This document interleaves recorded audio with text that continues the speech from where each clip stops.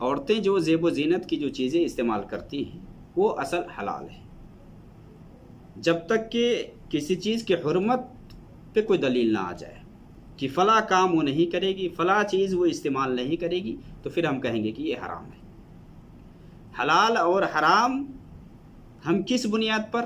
کتاب و سنت کے بنیاد پر کہیں گے کہ یہ چیز حلال ہے، یہ چیز حرام ہے۔ تو زیب و زینت میں جو استعمال کرتی ہیں زیب و زینت کے لیے اصل حلال ہے، الا کہ اس کی حرمت کے لیے کوئی دلیل ہو، کوئی وجہ ہو، کوئی سبب ہو، تب ہم یہاں کہیں گے کہ یہ اس بنیاد پر حرام ہے۔ نبی صلی اللہ علیہ وسلم کی حدیث ہے کہ آپ صلی اللہ علیہ وسلم نے یہ فرمایا کہ اگر کوئی کسی غیر قوم سے کا طریقہ اختیار کرتا ہے وہ انہی میں سے ہے۔ من تشبہ بقوم فہو منہم، اگر کوئی طریقہ کسی غیر قوم کا ہے، وہ طریقہ اگر مسلمان لیتا ہے تو یہ منع ہے۔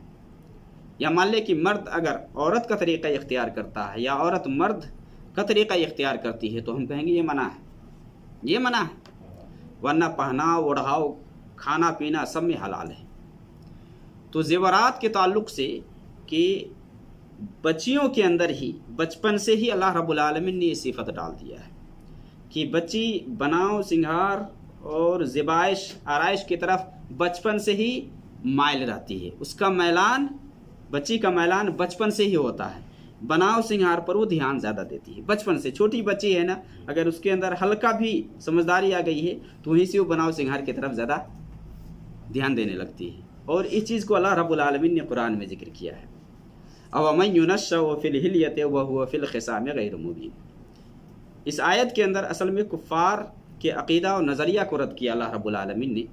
کفار چونکہ اللہ رب العالمین کے لیے بیٹیاں مانتے تھے کہ اللہ رب العالمین کے لیے بیٹیاں ہیں، ہمارے لیے بیٹے ہیں، یہاں اللہ نے یہ کہا أَوَمَنْ يُنَشَّأُ فِي الْحِلْيَةِ کہ کیا وہ جو زیورات میں پلتی ہیں یا پرورش پاتی ہے وہ اللہ کے لیے ہے، یعنی بیٹیاں اللہ کے لیے اور تمہارے لیے بیٹے ہیں۔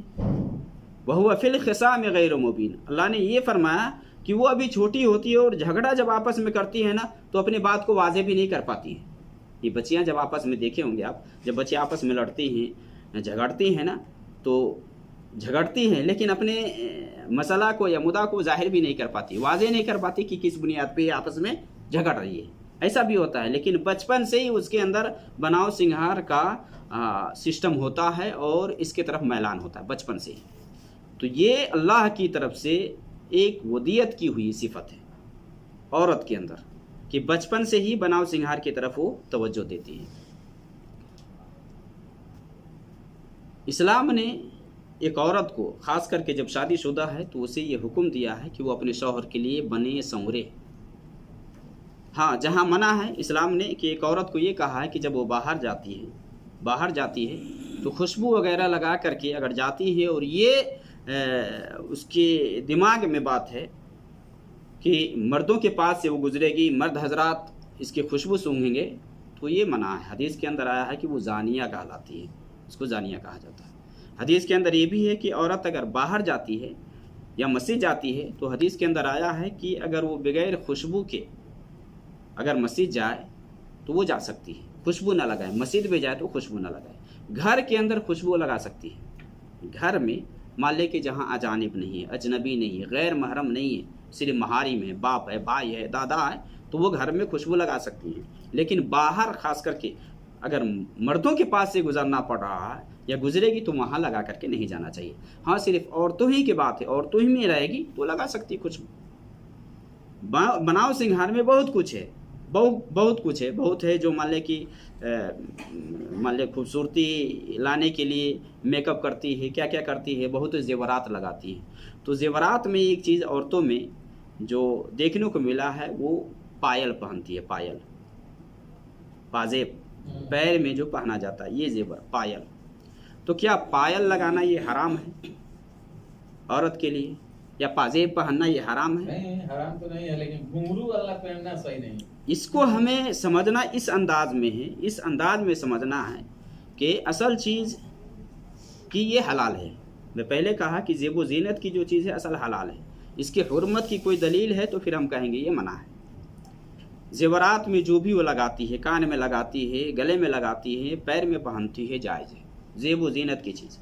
और सहाबियात से भी आता है, जैसा कि सही बुखारी मुस्लिम की हदीस है, अनस रज़ियल्लाहु ताला अन्हु बयान करते हैं कि जंग उहद के मौका से कि यानी ये रिवायत लंबी है, उसमें ये है, हज़रत अनस वो बयान करते हैं कि ज़ख्मियों को पानी पिलाने के लिए हज़रत आयशा और उम्मे सुलैम, अबू तलहा रज़ियल्लाहु ताला अन्हु की बीवी, ये दोनों गई, दोनों जाती थी। और इस तरह वो कपड़े पिंडली से ऊपर उठाई हुई थी, यहाँ तक कि उसके जो पाजेब है वो दिखाई दे रहे थे, यानी वो पैर में वो पहने हुए थे वो दिखाई दे रहे थे। वो कह रहे कि मैं वो देख रहा था या देखने जैसा था वो, इस तरह से। तो ये तो हिजाब से पहले की बात है। जब हिजाब का हुक्म उतरा तो सब छुपाने का हुक्म आया। अब कुरान में जब देखेंगे तो कुरान में अल्लाह ताला ने क्या फरमाया है, वला यज़रिबना बिअरजुलिहिन लियुअलम मा यख़फ़ीन मिन ज़ीनतिहिन। अब ज़ेब व ज़ीनत के ताल्लुक़ से अल्लाह ताला ने फरमाया है कि अपने शौहरों के सामने, शौहरों के बाप यानी ससुर के सामने, बेटों के सामने, भांजों के सामने, इस सब के सामने ज़ेब व ज़ीनत की चीज़ अगर देख जाए तो मना नहीं है, वहाँ ज़रूरी नहीं। लेकिन अजनबी के सामने जाती है तो जो भी ज़ेब व ज़ीनत की चीज़ है उसको छुपाएगी।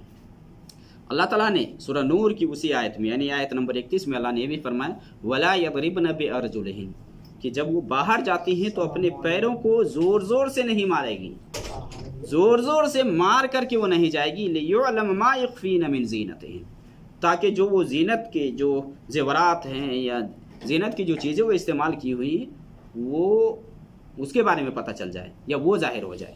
यहाँ इस्लाम क्या बता रहा है कि बाहर जब जाती है ख़ास करके या अजनबियों के सामने से उसको गुजरना पड़ रहा है तो वहाँ इस तरह से ज़ेब व ज़ीनत की जो चीज़ें हैं वो छुपा करके रखेंगे। पैर में अगर पायल पहनती है औरत, ज़ेवरात पहनती है, जायज़ है।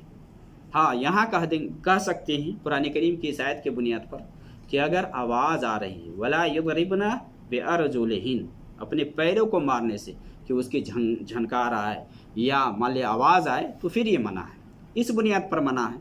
जैसा कि हज़रत आयशा रज़ियल्लाहु ताला अन्हा से अबू दाऊद के अंदर हदीस हसन दर्जा की है। बाद उलमा ने इसको ज़ईफ़ कहा है या रहमतुल्लाह, बाद उलमा ने इसको या मुहद्दिसीन ने हदीस कहा है, बाद ने इसकी तहसीन की, हसन कहा है। उसमें ये हज़रत आयशा रज़ियल्लाहु ताला अन्हा के पास एक बच्ची भेजी गई, एक बच्ची आई तो उसके पैर में घुंघरू थे। घुंघरू मालूम है ना, घुंघरू ये अलग है और पाजेब अलग है। घुंघरू में मान ले कि उसमें आवाज़ आती है, झनकार। तो घुंघरू लगाई हुई थी। तो हज़रत आयशा रज़ियल्लाहु ताला अन्हा ने ये कहा, यानी बुनाना वो रिवायत करती हैं जो अब्दुर्रहमान की जो लौंडी थी ना, वो बयान करती कि मैं हज़रत आयशा के पास ही थी उस वक्त। तो एक बच्ची जब उसके पास आई तो उसने घुंघरू पहन रखे थे। तो हज़रत आयशा ने कहा कि इस बच्ची को आइंदा से मेरे पास मत लाना, या तो इसका घुंघरू है वो काट देना। इसलिए कि नबी सल्लल्लाहु अलैहि वसल्लम को मैंने फरमाते हुए सुना है कि जिस घर के अंदर घंटी हो उसमें फरिश्ते नहीं आते। या जुलजाल का लफ्ज़ आता है, जुलजाल का, जैसा कि हज़रत उम्मे सलमा रज़ियल्लाहु ताला अन्हा की हदीस है सुनन निसाई के अंदर, वो भी हसन दर्जा की है। वो बयान करती हैं कि नबी सल्लल्लाहु अलैहि वसल्लम ने ये फरमाया कि जिस घर के अंदर घुंघरू हो और घंटी हो तो उसमें फ़रिश्ते दाखिल नहीं होते। इसी तरह से उस काफ़िले के साथ भी फ़रिश्ते नहीं होते जिस काफ़िले के साथ घंटी हो। आम तौर से होता क्या है, पहले तो होता था कि लोग जो काफ़िले वाले जाते थे तो जानवरों के गले में घंटी लटका देते थे, घंटी आवाज़ आती थी आगे आगे, बहुत सारे लोग रखते हैं इस तरह से। तो इस तरह से के अगर काफ़िले हैं तो उसके साथ फ़रिश्ते नहीं होते हैं। अब इस हदीस के बुनियाद पर कि जिसमें आवाज़ आए, घंटी है, घुंघरू की आवाज़ आए, या मान ले कोई जेवर पहनी हुई है एक औरत, चाहे पाजेब हो या पायल हो, उसके अंदर अगर घंटी है या घुंघरू है, उससे आवाज़ आती है, वो बाहर जाती है तो ये मना है। आवाज़ अगर नहीं जाती, बाहर आवाज़ नहीं निकली, यानी आवाज़ नहीं है उसके अंदर, तो ज़ेब व ज़ीनत के तौर पर इस्तेमाल कर सकती है। असल हलाल है। हाँ, इस बुनियाद पर कहेंगे कि ये मना है कि अगर आवाज़ आती है, मर्द हजरात सुनते हैं, तो सुनने की वजह क्या हो सकती है, यहाँ फितना बढ़ेगा, उसकी शहवानियत के अंदर शैतान क्या है बढ़ावा देगा। अब यही वजह से सुन करके बहुत सारे मर्द हजरात, औरतें जब पाजेब लगा कर या पायल लगा कर जाती है, झन झन की जब आवाज़ आती है तो बहुत सारे लोग उसके पीछे पड़ जाते हैं। तो ये फितना का एक सबब है। लिहाजा एक औरत को ये चाहिए कि वो دائرے میں رہ کر کے باہر نکلے. جب باہر نکلنے کی ضرورت پڑ جائے تو اس طرح کے زیورات نہ لگائے جس کے اندر آواز ہو، آواز آتی ہو لگانے کی بات.